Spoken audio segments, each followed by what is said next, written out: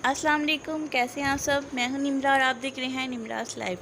कैसी गुजरी है लाइफ, क्या हाल चाल है आपके। उम्मीद करती हूँ आप बहुत अच्छे से होंगे, आपकी लाइफ बहुत अच्छी गुजर रही होगी। अगर अच्छी गुजर रही है तो अल्लाह करे और अच्छी गुजरे, अगर बुरी गुजर रही है तो दुआ करती हूँ आपकी लाइफ बहुत अच्छी गुजरे। इसी दुआ के साथ ब्लॉग शुरू करते हैं।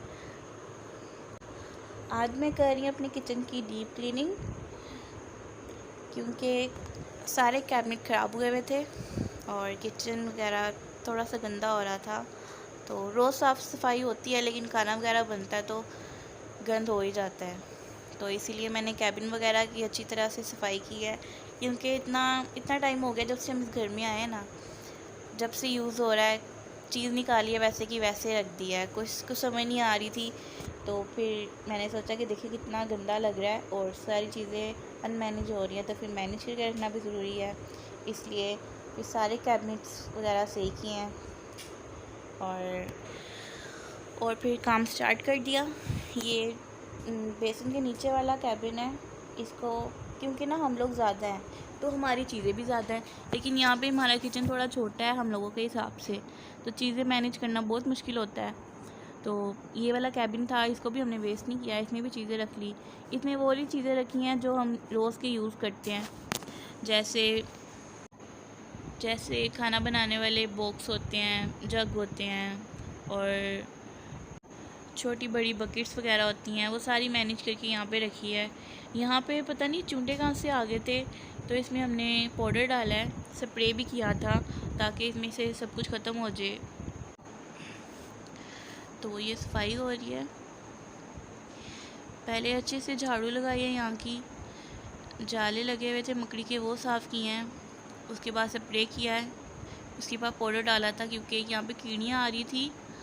तो यहाँ पे आटा पड़ा होता है, तो हमने कहा ये ना हो कि आटे के अंदर ही चली जाए, इसीलिए। और वैसे काम करते करते कैमरे को संभालना बहुत मुश्किल हो जाता है, कभी यहाँ सेट करो कभी वहाँ सेट करो, तो ऐसे काम डबल हो जाता है। जितना काम कम टाइम में होना होता है उतना टाइम ज़्यादा लग जाता है। उस दिन भी इस तरह से ही हुआ था कि कैमरे की वजह से, सिर्फ कैमरा सेट करने की वजह से इतना टाइम लग गया था किचन साफ़ करने में। जो 1 घंटे का काम होता है वो 2 घंटे में हुआ। ये देखें, पहले मैंने अच्छे से झाड़ू लगा ली थी यहाँ की।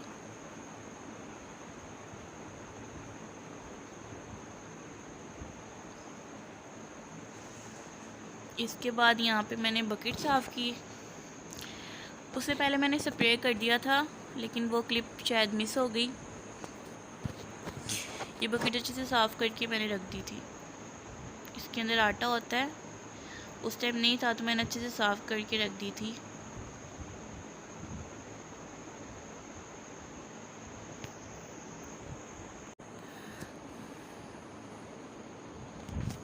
तो ये साफ़ हो गया।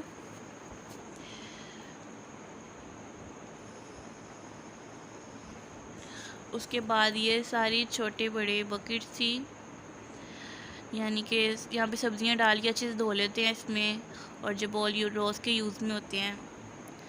ये मैंने वहाँ ये वो चीज़ें रखी हैं जो रोज़ के यूज़ में होती हैं, बार बार निकालनी पड़ती हैं, फिर इसलिए मैंने एक जगह ही रख दी ताकि आराम से इंसान निकाले और यूज़ करके दोबारा धो के वहीं पे रख दे। ये बॉक्सेस भी मैंने यहीं पे रख दिए थे क्योंकि ये रोज़ के यूज़ के हैं। क्योंकि हमारा किचन छोटा है और माशाल्लाह चीज़ें बहुत ज़्यादा है, तो मैनेज करना बहुत मुश्किल है। हमारे यहाँ पे 3 पोर्शन है, एक नीचे है, एक ऊपर है और एक सबसे ऊपर है। जो नीचे वाला पोर्शन है वो अभी फ़िलहाल नहीं यूज़ में, जो सेकंड पोर्शन है वो वाला यूज़ में है और वही वाला किचन यूज़ कर रहे हैं। उसके अलावा एक ऊपर पोर्शन है, उसमें भी किचन है, लेकिन वो वाला भी कोई यूज़ नहीं करा क्योंकि वो अलहदा पोर्शन है, उधर एक कमरा भी है, वो कोई यूज़ नहीं करा, तो किचन भी फ़िलहाल कोई यूज़ नहीं करा। लेकिन जो फालतू के हमारे घर में कोई डिनर सेट वगैरह हैं, जो फालतू के बर्तन हैं जो हम लोग यूज़ नहीं करते हैं, वो हमने ऊपर रखे हुए हैं। और अब ये जो चूल्हे के नीचे की कैबिन थे उनको साफ़ किया। इनमें थी, एक बकेट में थी चीनी और एक में ग्रोसरी वगैरह का कुछ सामान था, और ये यहाँ पे रोज़ के जो बनाने वाली देचकियाँ वगैरह होती हैं ये वो थी। यहाँ पे अच्छे से सफाई की, यहाँ पे भी स्प्रे किया, बकेट वगैरह साफ़ की है। और यहाँ पे घी रखा है इसके अंदर, एक बकेट के अंदर, एक में दाल थी और जो बाकी रह गए थे उसमें ग्रोसरी आनी थी तो वो मैंने पहले ही रख दिया था। और अब ये जो देचकी है जो रोज़ के यूज़ में होती है, ये भी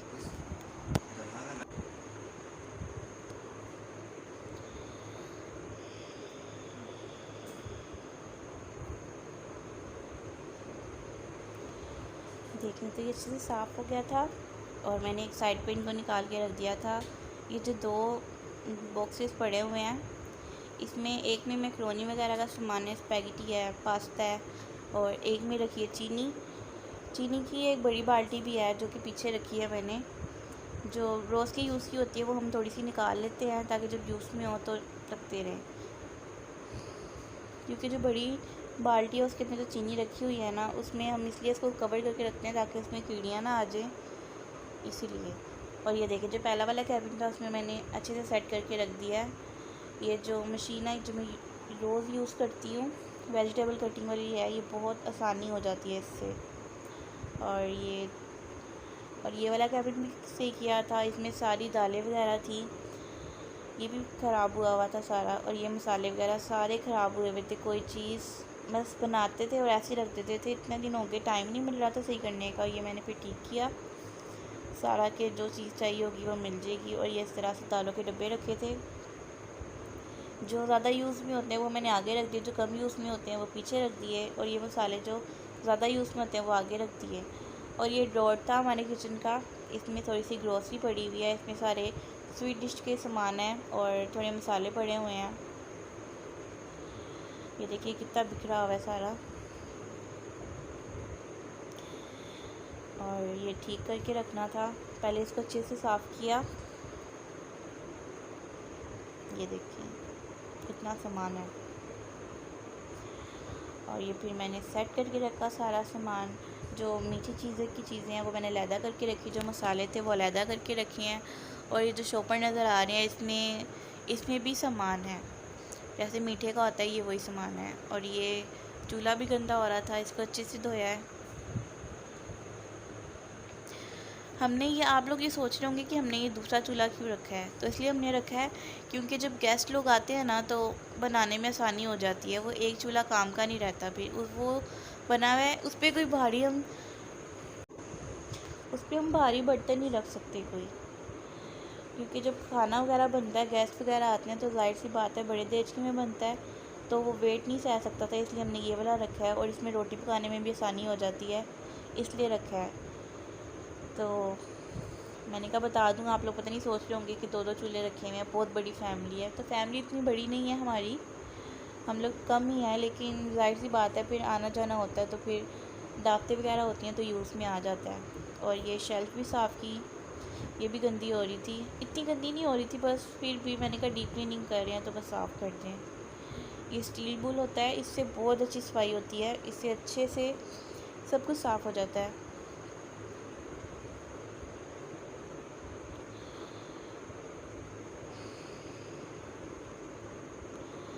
और यहाँ पे एक छोटा सा सीन हो गया था हमारे साथ। मैं यहाँ पे सफाई करी थी और विंडो खुली हुई थी, वहाँ से छिपकली आ गई। तो मैंने अपने हस्बैंड को बुलाया और मैंने कहा इसको मार दो। वो आगे से मुझे कहने के नहीं तुम मारो। मैंने कहा मैं मारूंगी तो औरत के हाथ से ना, कहते हैं बड़े लोग कि टेस्ट ख़त्म हो जाता है। मैंने कहा मैं मारूंगी तो टेस्ट ख़त्म हो जाएगा, आप मार दो। कह रहे नहीं मुझे घिन आती है, मैं नहीं मार रहा। तो फिर मैंने उनको कहा नहीं मार दे, देखिए सारे ये बॉक्सेस ऐसे पड़े हुए हैं, ये ना उसके अंदर चली जाए। तो फिर उन्होंने हल्का हल्का झाड़ू मारा उस पर, झाड़ू पड़ा हुआ था तो उन्होंने उसी से उसको पास किया तो वो डर के चली गई बाहर। तो इस तरह का थोड़ा सा सीन हो गया था, तो मुझे बड़ी हंसी आई। मैंने कहा मुझे तो डर लगता है, आपको भी डर लगता है इससे? तो उसकी वजह से ये सारे मैंने सही करके रखे थे, सब कुछ दोबारा से साफ़ करके फिर दोबारा से रखा, इसमें भी टाइम वेस्ट हो गया। ये देखो अच्छे से साफ़ हो गया है। जब एक किचन अच्छा साफ़ होता है तो बड़ा प्राउड फील होता है अपने ऊपर कि हाँ हमने साफ़ किया था। और ये देखें इसके जो कैबिन के दरवाजे हैं ये भी गंदे हो रहे थे, इसको भी अच्छे से साफ़ किया। इसको पहले मैंने स्क्रॉल ब्रश से साफ़ किया तो इससे नहीं हो रहा था, फिर मैंने स्टील बुक से साफ़ किया तो बहुत अच्छे से साफ़ हो गया था।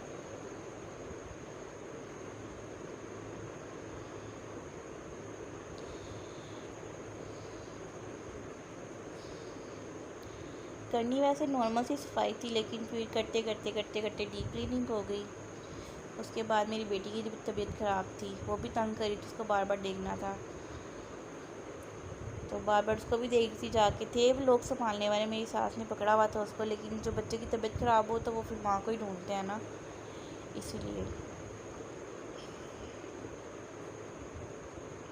ये देखिए अच्छे से साफ़ हो गया।